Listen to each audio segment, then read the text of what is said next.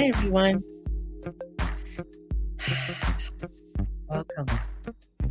Come on in, grab something to drink, and let's just connect for a few moments here. Um, I will be hosting my embolic workshop in an hour. So if you're wanting to join me in an hour, it's at my embolic workshop. It's $25. And it is a connection with that of the womb. It is a connection. Hello, Kathy. A connection of the time between the winter solstice of when the sun was decreasing to coming towards, or the sun was increasing, I should say, to coming to the spring equinox, the time in between. So we'll be celebrating and bringing forth this light and connecting with the light. So, definitely, if you want to join me, just let me know. It's $25, and I'll send you the link and the email. There's a little workbook that goes along with it, and connect with that beautiful part of ourselves. So I'm going to be doing that in just an hour. Hello, Charlene. So if you're wanting to join me. It's been a dreary, drizzly day here in Calgary, and, just kind of taking I was had some clients and stuff this morning, which was absolutely beautiful and wonderful, and having some time to just sort of connect, reconnect, look at direction, and then for my own self, right? Just it's all about me. Let's just say that. No, just kidding. Just looking at direction on the things that I would like to start to bring forth to people and start to teach, and what do I need to learn in order to teach it for you, right? Um, and that I find is an important journey. I just sort of want to change up what I am doing, change up some of the energies that work with, and bringing forth this newness, and with this new energy. One of the things, the other part too, is that I was listening to.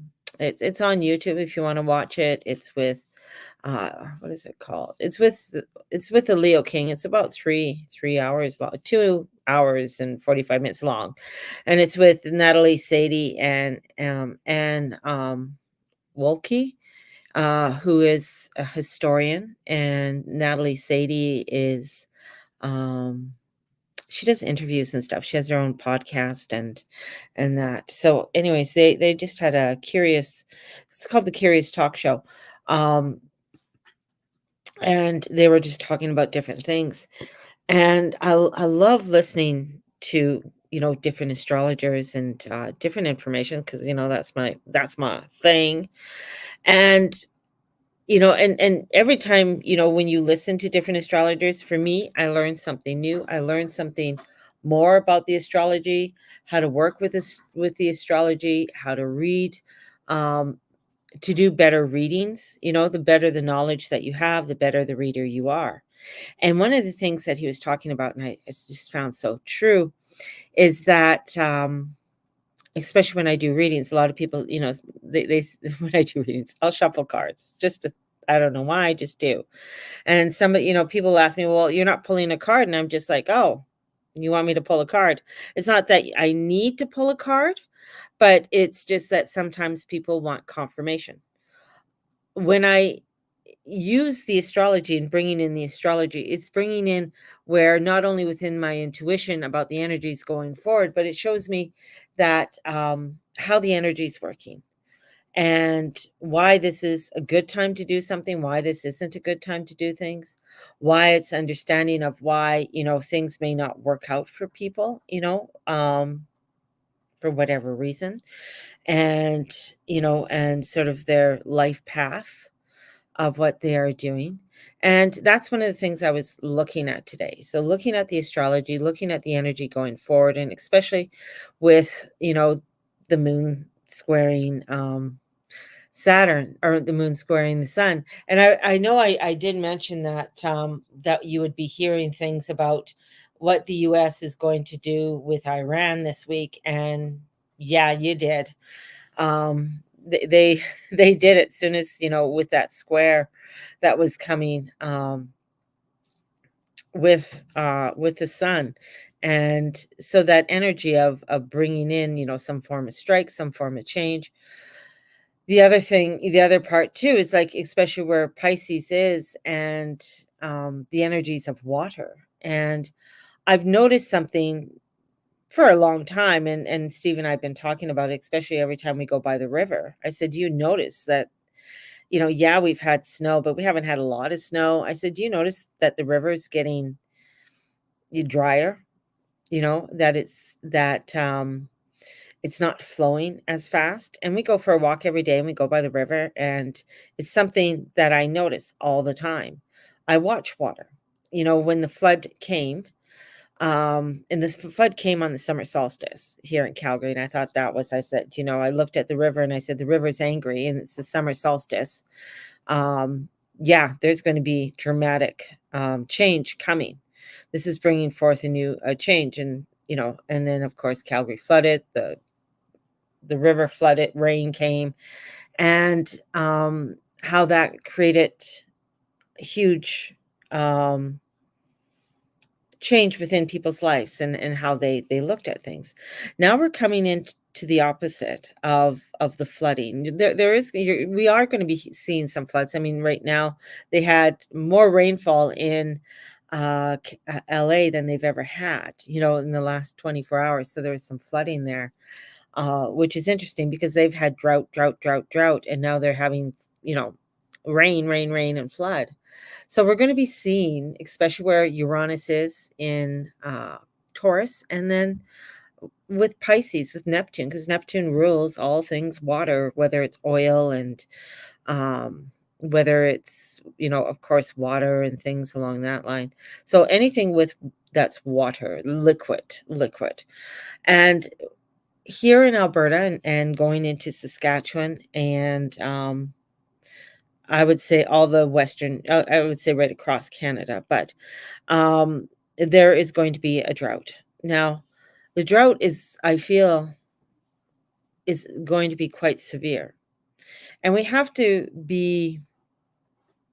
really look at this, because what does that mean for a drought especially in Alberta, because we rely heavily on the water, and either whether it's to do with oil and gas, your home, to farming, agriculture, right? And what that's going to look like for the agriculture. Now, they're going to blame it on global warming and CO2 emissions. And maybe, I'm not a scientist. Maybe that is a part of it.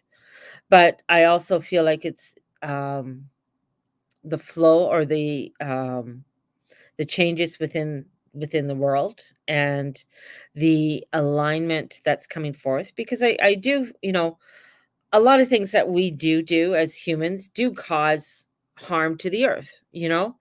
um how many cars are on the road? I mean, yes, the emissions, that, I mean, they've talked about that for, since I was a kid, and how that is harmful, and they've made changes within the engines, and with the emissions, and how your vehicle runs. um so, I mean, there's a lot of things that we do. I think, as how much water we do consume. I think that's something that is very that we have to be very conscious of. But we live in such a society that we don't. How many people, I remember having to time my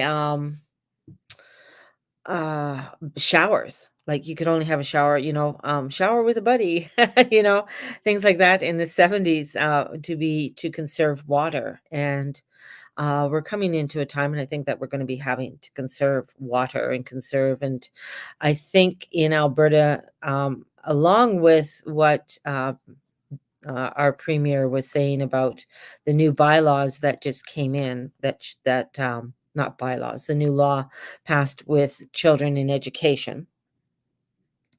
and the rhetoric and the cry out for that is quite interesting. I haven't heard all I've seen on that point. All I've seen is I haven't heard from parents. I haven't heard what parents have to say with children in school.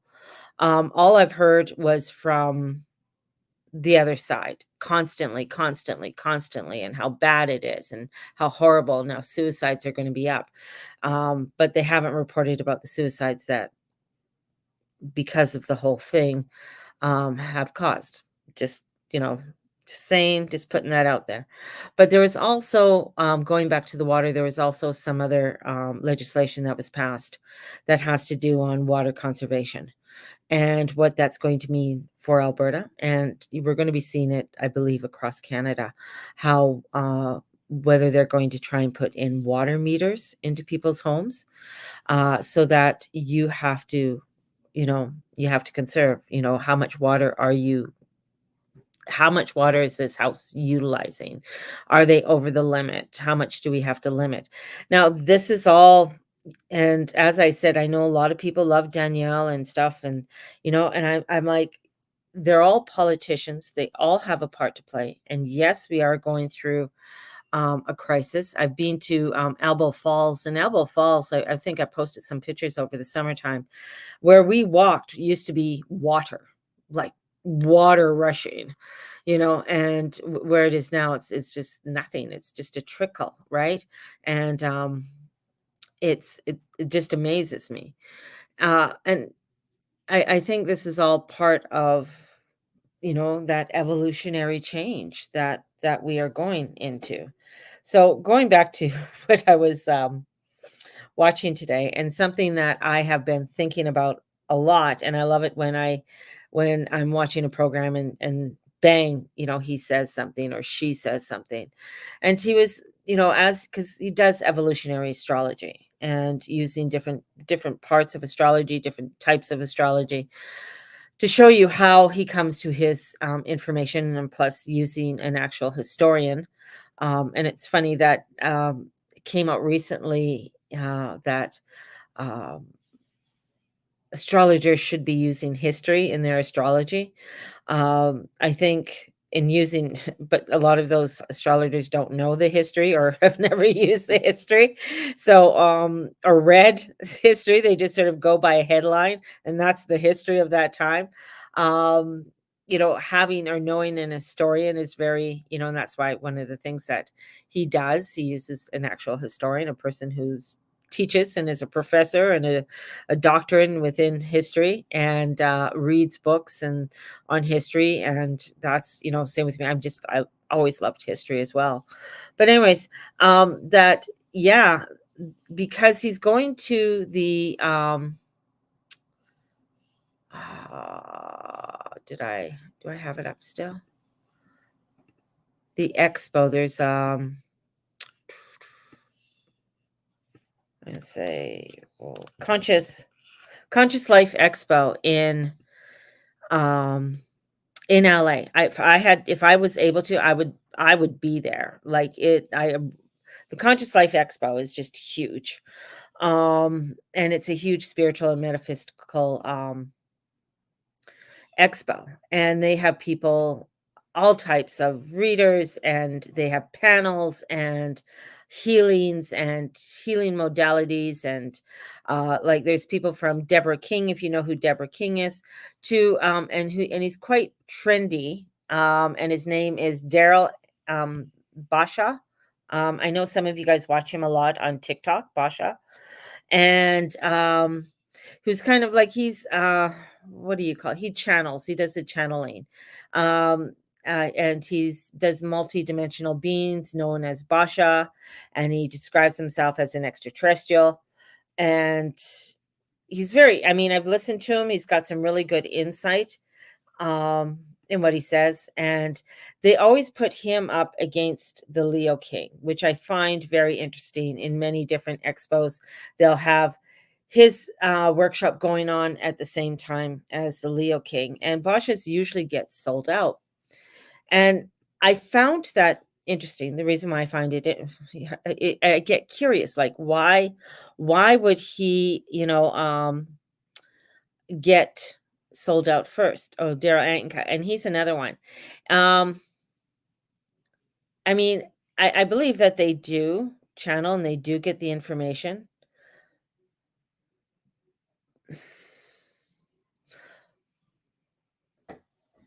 Yes, there is a transcendent of energies that are coming in to have us evolve into a higher form and a higher energy. But that also, and this is where, when we get into our evolution, our change in that, within that evolution and change, it's like you can't dismiss what's happening here on Earth. You can't dismiss the things that need to be done here on Earth. And I feel like either Daryl Anka, is that his name, Anka, and Basha, I believe. I mean, they're very interesting, and that's the whole thing, is because people want a quick fix. When they listen to him and they listen to um Bosch, listen to them. They're looking for this quick fix, and that's the whole thing. Is like a lot of people are looking for a quick fix. When Bashar, yeah, when they're looking for that quick fix. Oh, what is the answer? What can I do?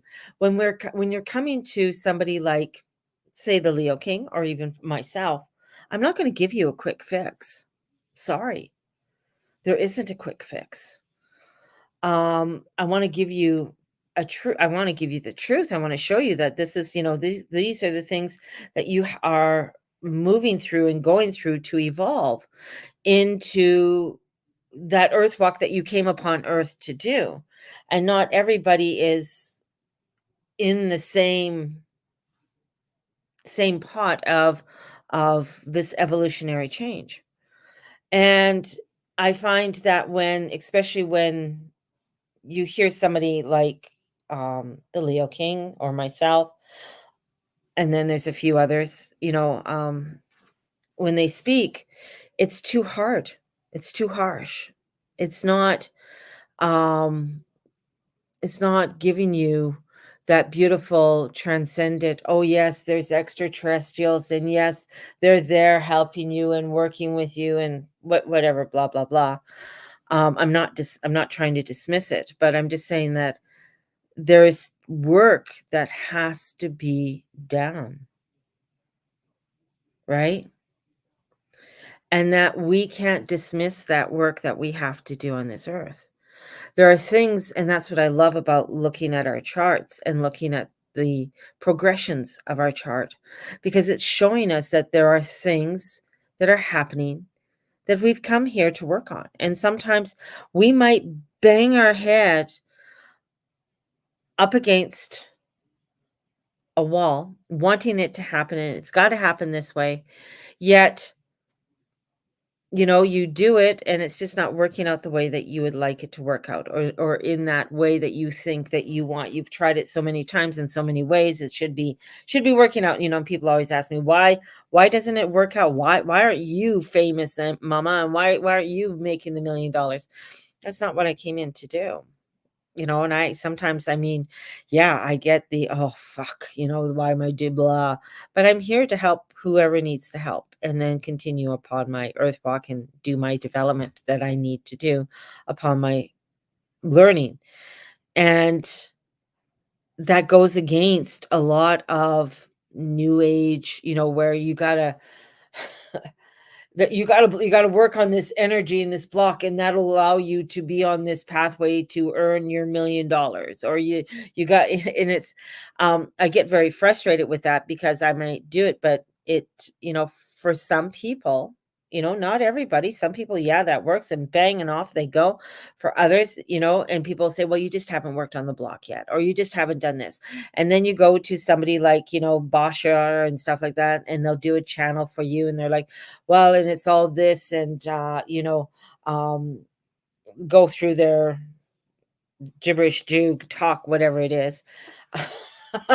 And it sounds beautiful and nice, and you're just like, yeah, that sounds so wonderful. But it's like getting like a tarot is a guide, basically. That's what it is. It's a guide. It's giving you that guide of what it is that you um need to sort of work on, and helping you to give you that guide. It's not the be all end all kind of thing. It's sort of it is a guide. It's like any of the cards, they're a guide. When I look at the astrology, it gives me a footprint of what it is that we need to sort of look at and structure in around our lives. I mean, you can say you have free will, but if there is something within your chart that says that's not in your lifetime to do right now, you're meant to be either the person in the back seat, or you're meant to be the person um tolling the land. And these are things that sometimes people have to look at, because they get very wrapped up. Well, I wanted to be a musician and be famous, but it might come to you, but it's going to come in a different way. Like a good friend of mine who wanted to always sing with a rock band, and he sings and be a rock musician and everything, was his dream and stuff like that. But anyways, he sings in a rock choir now, and he loves it. He does his job, and that's sort of his, he meets with these people once a week to practice, and then they do different gigs during the summer or Christmas time and things like that. But it's just he's doing it out of enjoyment. If he would have pushed into, because it's not in his chart, like, music's there, but for him to be this famous musician, you know um it's just, it's not there, and that's fine. But for him to enjoy and embrace the music, and have fun and build the community, that's what's there for him. And that's, part of that evolutionary change for us all. Looking at the things that, okay, this is what I need to begin to change within myself, and allow myself to evolve and step forward into this, and yet still be here. And this is what I've always said: you have to be here upon the earth walk. You have to be here and engage in the moments, and engage in the things that are happening here on earth, even the atrocities that are going on at this time. And sometimes it's very difficult to embrace these things, and embrace all these atrocities that are going on, because they are going to be diabolical. They are going to be horrible in some cases. In other cases, they're going to be radiant and beautiful, and bring you such blessings, and peace and harmony. And that's, all part of the understanding of the change that's coming forward, and embracing this walk. One of the, you know, and he brought in, I know he was talking about, because he was talking about Biden's chart. Biden, I mean, was, what was he born with? I know he was born with a Jupiter retrograde, but the Jupiter retrograde is below the horizon. So we know that the Jupiter retrograde below the horizon, the retrograde he's never going to go forward. So that energy of wanting to go forward, and the abundance, and bring forth the abundance and the destiny that he wants, um, will not always, it won't come out the way that he would like it. And that there's always some sort of hidden agenda, below the surface, and that's what, because most astrologers will tell you, that you hear on TikTok and shit. Oh, Jupiter is so wonderful and expansive and beautiful, and he's going to bring you such beauty. Well, a lot of times the beauty isn't until he's gone, or it's there, but then when he goes retrograde, it's like, holy fuck, what the hell just happened? You know, it's like, oh my God, this is going to be one crazy hell of a time.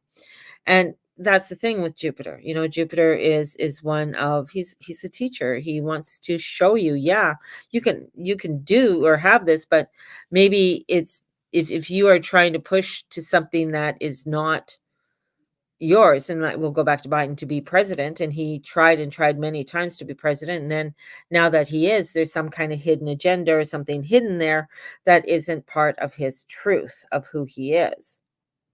I don't know, watch it just sort of makes sense when you look at it. And that's the whole thing. It's also, when you look at other people's charts, and it's just like Justin Beaver, he's got a lot of in his sign, in his chart, that is very similar to Corbin. Right down to what him writing on his, shoes right now, how Cobain was and stuff like that, and going through and having the, very similar, very obsessive about his wife and everything else. Kurt Cobain was very much that way. Justin Bieber has a lot of similarities to that of Kurt Cobain, so you can see that something with the similarities, something's going to happen, um, with Justin this year, and we don't wish him ill will. We don't wish him anything bad. But, when you look at the chart, it's just like, can he avoid that? You know? And I'm going to say no, because you don't really have the free will you think you have. Because the when you look at evolutionary astrology, when you look at how the planets move and how they conjunct or opposition or square, there is a destiny to how things are going to unfold. And in that unfolding, where the evolution comes in, is how you are embracing it, how you are stepping forward with it. Where is that fear coming in your life? Because we all have the fears, and how can you embrace those fears in order to bring forth that nuance, that change that you would like to have. And sometimes that's looking at the things that you thought you were going to be able to do, or you thought this is, I was going to be this and do this and this, but it never aligned for you. And here's where the evolutionary change comes in, especially, about with Pluto being in Aquarius. This is, looking at it and saying, yeah, this is what it is.